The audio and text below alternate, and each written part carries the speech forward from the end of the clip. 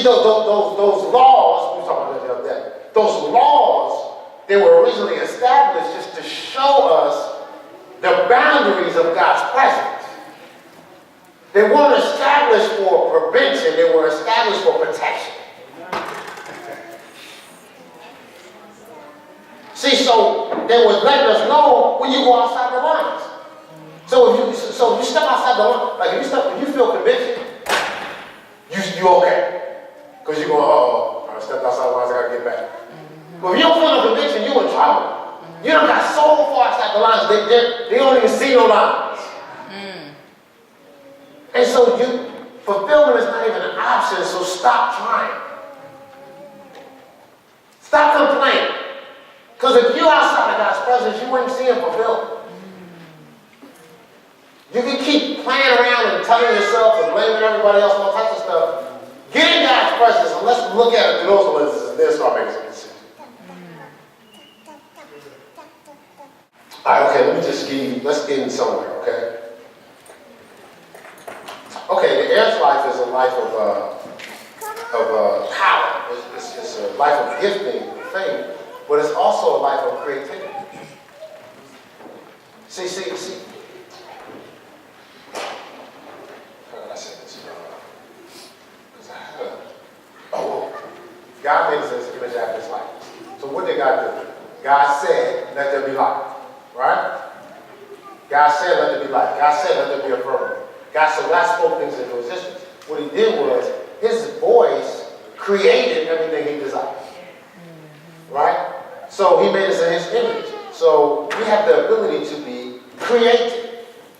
Now the adversary is what we call perverted, or wicked, twisted, right? He doesn't create anything, he takes that which is created and tries to twist it. Which is, when we sign on to his team, we start twisting stuff too. Right? But the goal is for us to be creative. Now, when you lose that creative ability, you can't see beyond circumstances. Right. Because you live based on all you can see. Because you can't, it would take a creative visual to see what's not seen. The scripture says, don't look on the things that you see, they're temporal, look on the things that you can't see, but they're eternal. But to look on what you can't see, you would have to have creative lenses, right? And see, God wants to fill us up with the picture of our future so we would speak it out. You know, out the ones of the heart and the mouth. But he wants us to go back to that original design to speak out creatively. Instead of perversion, instead of cursing, instead of repeating the same stuff that's getting on our nerves over and over and over. You don't like it? It was disgusting? Why are you still talking? Right. Amplifying the obvious. Right? As opposed to using that same voice to create what God wants you to have.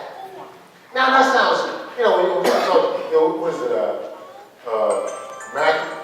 Mark 11, you can have whatsoever you say. John 15, my words about you, if you abide me, my words about you, you can ask what you will, and it shall be done unto you. Right? So that's what the word says, but when you say that to me, ask what you will, have what you say. That's crazy. That's, what is it? I guess the charismatics, they say, name it and claim it. That's retarded. Let's not even get into all that. Let's go with the Bible says. God made us in his image after his likeness. But, Genesis, some of y'all may be a little skittish about way back in Genesis, the Old Testament, even though the Bible is a progressive revelation, it all has a meaning for a reason. But we'll work with you. Let's just do 2013.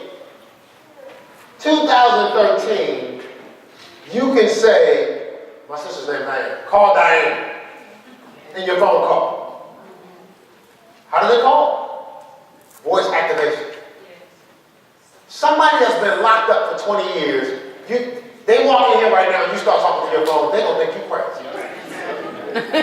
But to us, we walk around taking it for granted. Voice activation. All technology is doing is catching up to God. That's right. The scripture says he declared to him from the beginning. That which is now has already been. Ecclesiastes 3:15. So it's just catching up to God. And what it is if you study this stuff out, voice activation, what voice activation is you have 26 syllables. You guys went to school, so y'all knew that already, right? And you have 40 voice patterns. Just all voice patterns fit under the category of 40. And you have the 26 syllables. And what they do is they plug those into computers, and if you start speaking, the computer calculates what you're saying and comes up with the words you're trying to say.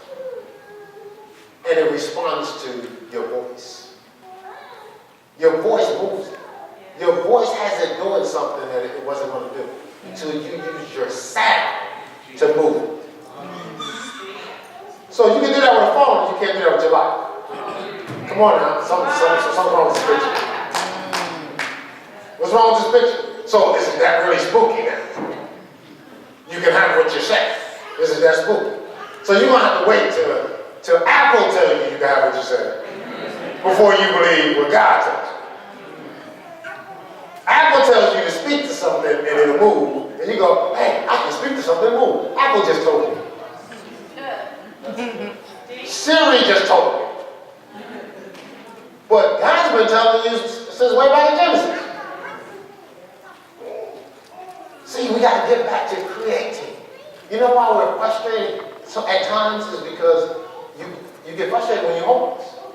When you have nothing to look forward to. A lot of times you're hopeless when you can't see your dreams anymore. I'll give you an example of a movie. It's called, what is it? All right, I'll just tell you what happened. Instinct. That's what it's called. Instinct. Anthony Hopkins and my brother. I shouldn't say I should stand up, but he looks like Cooper. Right. So in the movie, they got him out of the wild, and they grabbed these gorillas from out there in the wild in the country. So Anthony Hopkins, Cuba Gooding Jr., brings him down to the cage where they was holding the gorillas. I don't know if it was a zoo or whatever. And so he goes to open the cage. He said, whoa, what you doing? He said, don't worry about it. He ain't coming out. He said, how do you know? He says, when they first captured him, he still saw himself running through the jungle, swinging through the trees. He says, but then the longer he stayed in this cage, that picture kept getting dimmer and dimmer and dimmer. He says, right now, he thinks it's a fantasy. He don't think he ever was in that jungle. He's lost sight of his dream. And if we stay in bondage too long, we can't see what we're supposed to be. We end up hopeless. We lose our creativity. And now we start to try to quench our thirst with perversion. Because that's the only thing being offered what the adversary has already twisted. And we settle for less than our design, less than what we're purposed to do. So we got to get that back. I'm not going to spend all day because there's a part 2. So let's stand off. That's it. Did it? Am I right on time?